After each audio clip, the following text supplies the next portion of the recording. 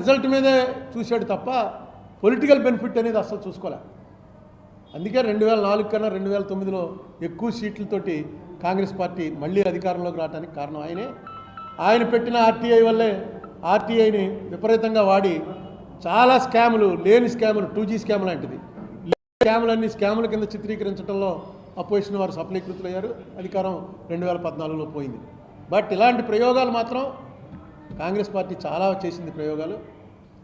నిజంగా కాంగ్రెస్ బలహీనం అయిపోయి నేను ఎన్నోసార్లు చెప్పాను, మళ్ళీ చెప్తున్నా. కాంగ్రెస్ బలహీనపడటం, కాంగ్రెస్ అధికారంలో ఉందా ప్రతిపక్షంలో ఉందా అన్నది వేరే విషయం. బలహీనపడటం మాత్రం ఈ దేశానికి చాలా ప్రమాదకరం. కాంగ్రెస్ బలం పడాలి. మన్మోహన్ సింగ్ లాంటి వ్యక్తుల్ని కూడా తీసుకొచ్చి సద్వినియోగం చేసుకుని దేశాన్ని నిలబెట్టగలరు, ఆ పార్టీ జీన్లో ఉంది అనేటువంటిది నేను నమ్ముతాను. మన్మోహన్ సింగ్ గారు నిజంగా ఆయన చేసిన కంట్రిబ్యూషన్, ఎందుకంటే ఆయన ఒకసారి అన్నాడు, హిస్టరీ నా విషయంలో నన్ను నానా రకాలుగా తిడుతున్నారు కానీ నా విషయంలో హిస్టరీ ఇంత అన్ఫెయిర్గా ఉండకపోవచ్చు, జనరస్గానే ఉంటుంది అని. తర్వాత ఆయనది మన ఆంధ్ర గురించి ఒకరోజు నేను రాజ్యసభ వరండాలో ఆయన వస్తున్నాడు ఎదురుకుండా. నేను పార్లమెంట్కి వెళ్తూ ఉండేవాడిని, వెళ్ళాను పార్లమెంట్కి.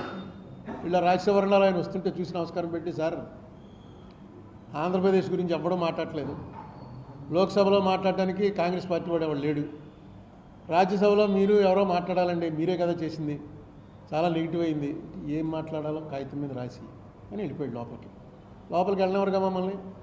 బయటకు వచ్చి డాక్టర్ రామచంద్రరావు గారితో చెప్పాను, ఇలా అన్నాడండి ఆయన, కాగితం మీద రాసిమ్మన్నాడు. వెంటనే రాసి, మరి ఏదో నన్ను వదులుచుకోవటానికి అన్నాడేమో, కాగితం మీద రాసి అని. ఏమి మనం ఆయనకి తెలియదు అంటే ఆయనకి ఏం జ్ఞాపకం ఉంటుందా? వెంటనే రాసి, నువ్వంటే గుర్తుపట్టాడు కాబట్టి కాగితం మీద రాసి అన్నాడు.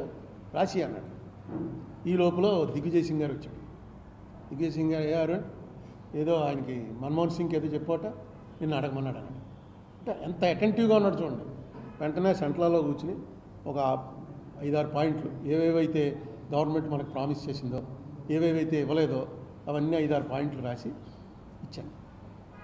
అంటే సరే ఇప్పుడు వస్తుంది మన్మోహన్ సింగ్ అనుకున్నాం. సడన్గా టీవీలో మన్మోహన్ సింగ్ గారు అంటే రాజ్యసభ లైవ్ వస్తుంది కదా, సెంట్రల్లో పెడతారు లోక్సభ లైవ్, రాజ్యసభ లైవ్ అని. అరే ఈయన మాట్లాడేస్తున్నాడు అండి, దగ్గరికి వెళ్ళి ఆ టీవీ దగ్గరికి వెళ్ళి వింటే మొత్తం నేను చెప్పినవన్నీ చెప్పేశాడు. ఉదాహరణ తర్వాత ఒకటి చెప్పి కాగితం చూసుకోలే. అంటే అలా చూసి ఒకసారి అనేటోడికి ఆయనకు అర్థమైపోయింది, జ్ఞాపకం వచ్చింది. Pin drop silence. Manmohan Singh గారు మళ్ళీ లేచి నిలబడ్డాడు అంటే మొత్తం ఏ సభ అన్నా సరే, రాజ్యసభ అని, లోక్సభ అని, అధికారం అని, ప్రతిపక్షం అని, పిన్ డ్రాప్ సైలెన్స్లో ఉంటారు. మ్యాటర్ లేకపోతే మాట్లాడ్డా అసలు. క్లియర్గా చెప్పవలసినవి చెప్పాడు ఆన్ రికార్డు. తర్వాతే యూనియన్ గవర్నమెంట్ వాళ్ళు, మోడీ గారు గవర్నమెంట్ ఒక కమిటీ వేసింది. ఇది బహుశా 16లోనో 17లోనో అనుకుంటా. నేను అనుకున్నాను అసలు ఇంత ఒక్కసారి చూస్తే చెప్పగలిగినటువంటి శక్తి. వెంటనే మళ్ళీ ఎక్కువ లేట్ కూడా లేదు. ఆ వేళ ఆయన స్పీచ్ ఉందో లేకపోతే ఆయన కనుక ఇలా చేయొత్తాడంటే ఇమీడియట్గా సభ అంతా అవుతుంది, ఆయన ఇమ్మంటారు, లేచి మీరు చెప్పండి సార్ అంటారు.